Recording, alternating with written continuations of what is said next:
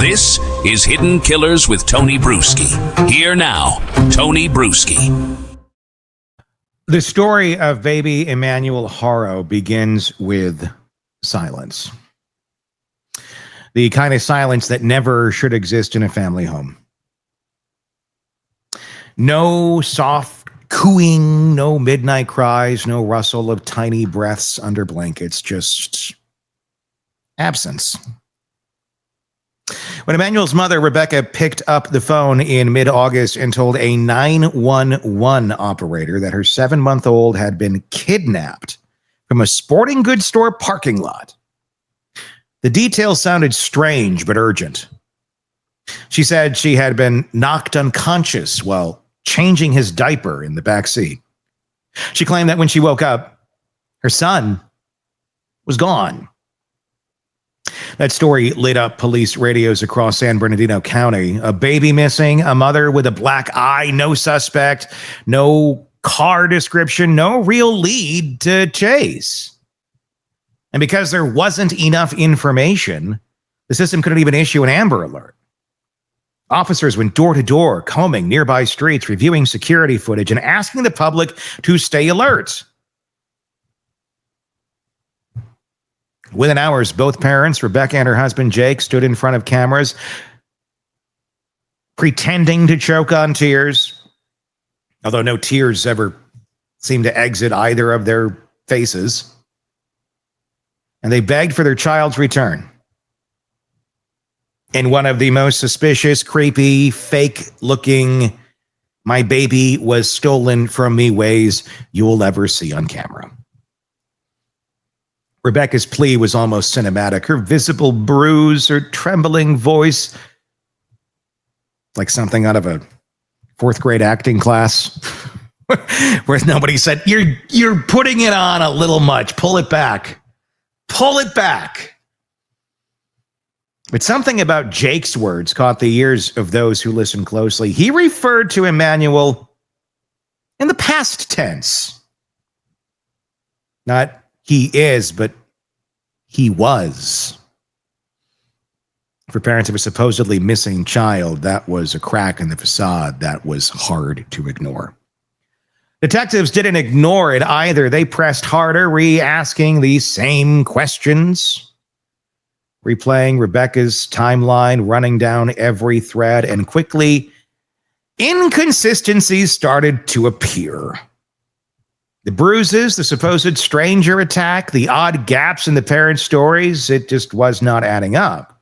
When investigators pointed out these discrepancies, Rebecca stopped talking. You know, like you do when your baby is missing. Let's stop talking to the people trying to find them. She declined to continue with the interview. That silence spoke louder than any plea she had made on TV. And you know what? If you have nothing to hide, the last thing that you're going to be doing in that situation is worrying about how you're coming across. Am I going to say something that incriminates me? Your only goal is to get your baby back. And if you know damn well there's nothing you did to that baby, verbiage shouldn't be a concern. They know that too. People in chaos, people in trauma, they may speak in strange ways sometimes. It doesn't always mean that they had anything to do with the crime. But when you don't speak at all and your baby is missing, now that speaks louder than any weird thing that might come out of your mouth. Behind the scenes, investigators were already shifting focus. This wasn't looking like an abduction anymore. It was starting to look like something far darker, something contained inside the Haro family home. By the end of that week, the staged kidnapping had unraveled completely. Both parents were arrested, charged with first-degree murder, and booked into jail. And the sickening reality began to take shape. Emmanuel had not been stolen by a stranger in a parking lot. He'd been killed days earlier. The abuse building quietly until his small body couldn't take it anymore. The case didn't just shake people because a baby was gone. It rattled communities because of who the father was and who the system said, "You're free to go." Go out there. Handle more children. Oh, you almost killed this one? Huh. I'm sure you learned your lesson. Jake Haro wasn't some unknown figure with no history. His record carried a glaring warning written in the broken body of another infant years before. Back in 2018, long before Emmanuel was even born, Jake had already been accused of horrific abuse. At the time, he had a 10-week-old daughter from a previous marriage. He told police he had dropped her while giving her a bath in the sink. But doctors who examined her injuries called the story impossible. The baby's skull had bled internally. Her ribs had been fractured. She had damage to her cervical spine and bleeding in her eyes. She seized uncontrollably in the hospital. These were the hallmarks of violent trauma, not an accident. One physician put it bluntly, she would have died if medical help hadn't arrived as quickly as it did. The girl survived, but barely. The damage is permanent. Today, she's a 7-year-old child who cannot walk, who lives with cerebral palsy, confined to a bed because of Jake, because of that asshole right there. You see him? Everyone in prison who's watching this on your iPads, he's coming to you very soon. There'll be money. I'm sure the public will donate to your very own canteens should this man suddenly leave the planet. Just saying. Not encouraging it, not saying anything should happen. But since the system didn't stop this man, maybe it's time the system built of the people who are in that system, took care of the problem that the system itself is supposed to prevent. I think we're there. I think we are there. So remember that name. Jake Haro. We'll, of course, keep you up to date on where he ends up. Just in case you want to make an introduction.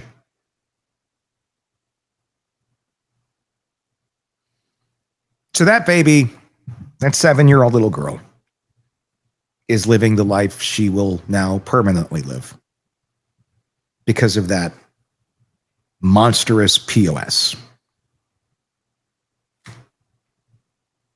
This case should have been simple. Prosecutors charged him, they pushed for prison, and they believed keeping him behind bars was the only way to stop history from repeating itself. But when Jake finally pled guilty in 23, the outcome, after maiming a child for the rest of her life,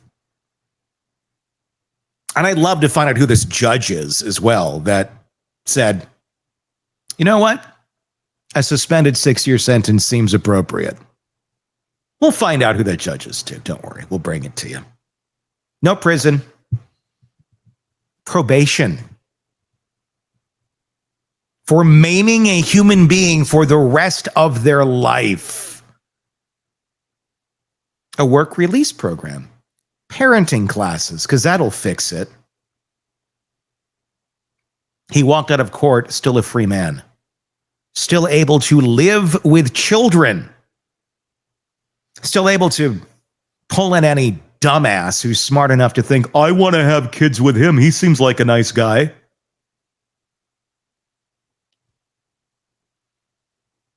Still able to father new ones.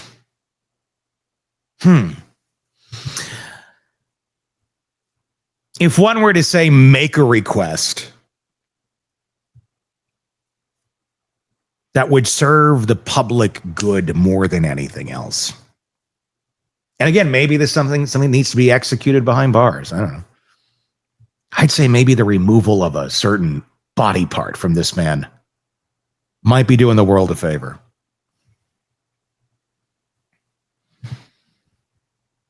District Attorney Mike Heston later said it was as bluntly as he could. If that judge had done his job, Emmanuel would be alive today. Jake's freedom wasn't just about leniency. It was also about oversight. Probation terms for someone convicted of child cruelty should, in theory, carry restrictions. No contact with minors, mandatory check-ins, close monitoring. Yet Jake and Rebecca went on to build a new family. And by the time Emmanuel was born, they already had a toddler together in the house. And there's no record of Child Protective Services knocking on the door. No evidence of surprise visits, no system stepping in the way to say, hey, wait, this man nearly killed a baby before. Should he be allowed near these children at all? And the idiot didn't stay out of trouble. Less than a year after his conviction, he was caught with a firearm, a direct violation of probation. That case was pending when Emmanuel was born. Pending, not resolved, which meant Jake was still free. Still at home. Still not the victim of a drive-by.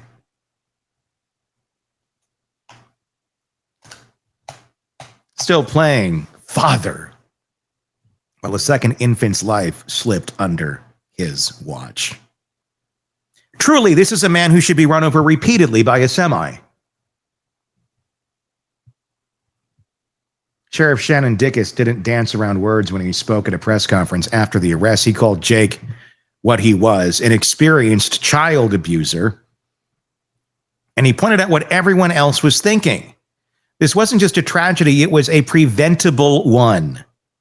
If Jake's history set the stage for this tragedy, Rebecca's actions pushed the curtain all the way down. She was the one who dialed 911. She was the one who told the story about being attacked at a Big Five parking lot while changing her baby's diaper. She was the one who stood before cameras, her black eye, a silent prop, her tears, a desperate plea. For a few days, people believed her. Well, some people did. A bruised mother sobbing for her missing son. It's an image that can cut through cynicism if you believe people on the surface, if you for one moment looked at that woman and thought she was legit. Well, you better get your compass checked. Of course, with anything like this, communities rally, prayers are whispered, neighbors lit candles. All the while, all the stuff that could have prevented this, we don't do anything about. Let's light some candles, prayers, thoughts, hugs, posts. Investigators knew from almost the start that something wasn't right. Her story didn't line up either. The injuries didn't match the timeline. Surveillance cameras caught nothing of the supposed attack in the parking lot. And when detectives pressed, Rebecca stopped talking. That refusal cracked open the case. From there, the whole thing unraveled fast. By the time both parents were arrested, prosecutors were already confident they weren't dealing with the kidnapping gone wrong angle. They were dealing with a murder. Evidence pointed to a chilling truth. Emmanuel had been dead for days before anyone dialed 911. The frantic search was never about finding a living child. It was about uncovering a body. Officials later revealed what the evidence suggested. Emmanuel had been abused repeatedly in his short life. 7 months of bruises, injuries, suffering until his body gave out. The staged abduction was a cover, a performance meant to deflect suspicion and buy time. But it didn't last.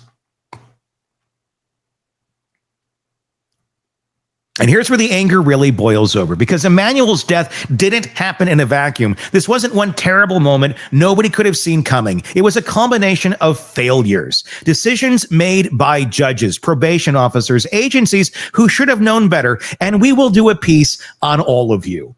And we will name you as well. It's coming, Judge. People will know the decisions you made. Jake Haro wasn't just any man. He was a convicted child abuser. He had already left one baby permanently disabled. He already had been given a second chance he didn't deserve. The district attorney called it out plainly. This was the system breaking down. This was the price of leniency and incompetency from that judge. Sheriff Chad Bianco said it too. He didn't mince words when he told the press this was preventable in numerous ways. Sheriff Dickus went further, labeling Jake exactly what he was, an experienced child abuser. They weren't just talking about Emmanuel's death. They were pointing fingers at the system that let Jake stay in a home with children. Think about it. A man convicted of nearly killing a baby gets probation instead of prison. Then the same man violates probation by possessing a firearm. Another chance to take him off the streets. Yet the violation drags through the courts unresolved, all the while he's free to father another child because he can't keep it in his pants, free to live under the same roof as infants, free to repeat what he'd already done once before. And the agencies tasked with protecting the children, silent. No proactive check-ins, no monitoring of the Haro household when Emmanuel was born, no investigation until it was too late. Only after Emmanuel disappeared did Child Protective Services swoop in to remove the couple's surviving toddler. By then, one child was already gone. That silence of courts, of agencies, of oversight is what let Emmanuel slip through the cracks. And it's the silence the public can't stop talking about.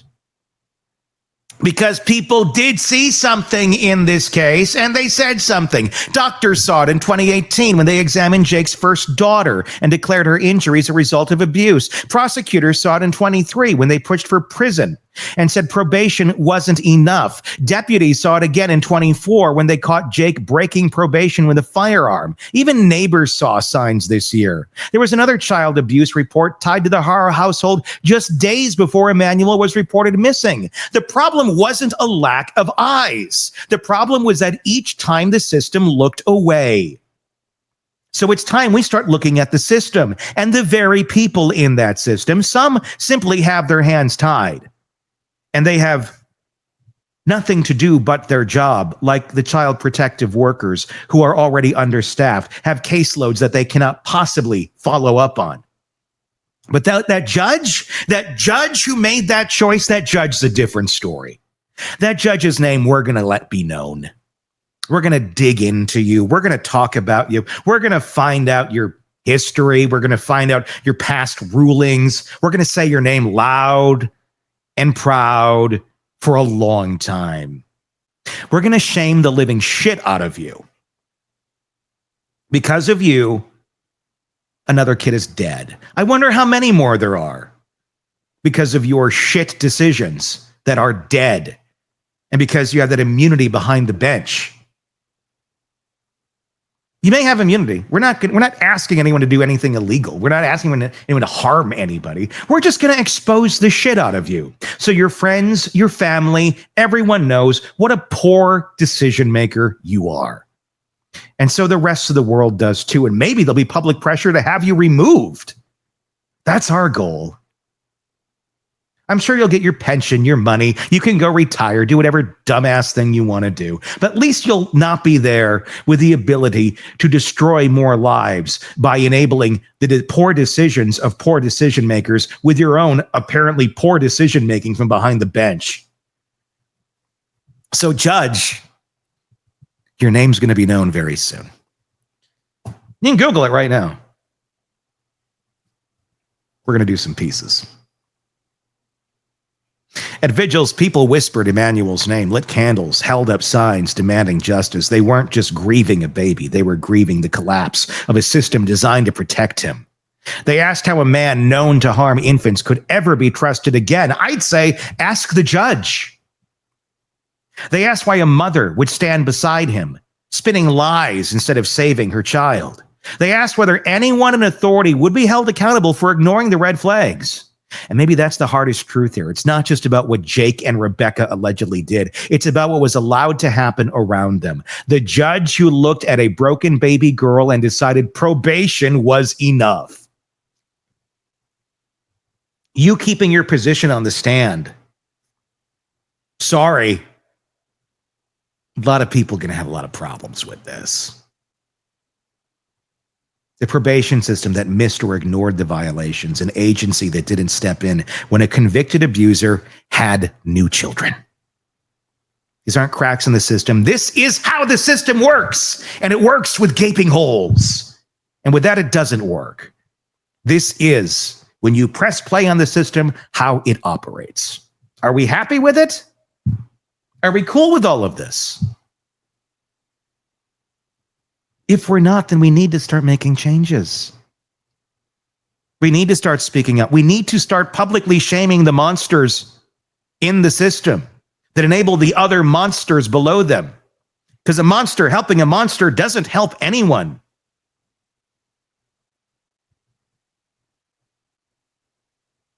This 7-month-old boy fell straight through all of it.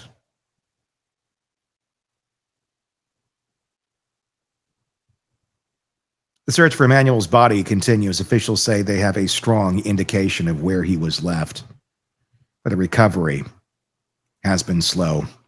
Without his remains, there's no grave to visit, no small coffin to lower, no closure for a community that desperately wants it. As for Jake and Rebecca, they sit in jail cells, facing murder charges that could put them away for life. Neither, as of this recording, has entered a plea yet. Their next court date looms. A surviving toddler is in protective custody, removed from the home that failed her brother.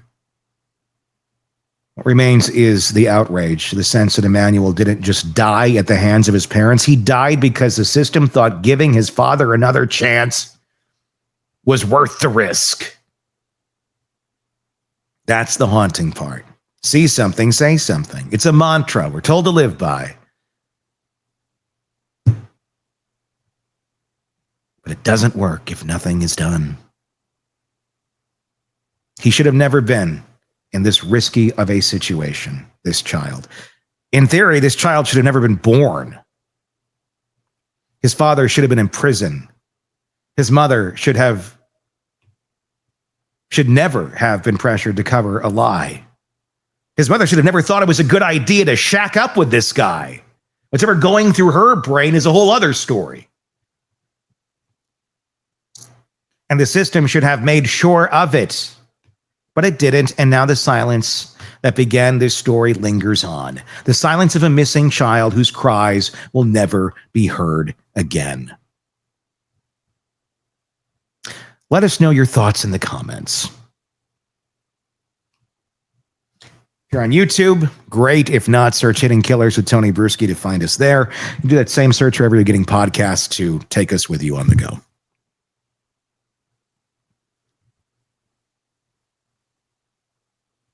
So preventable. So preventable.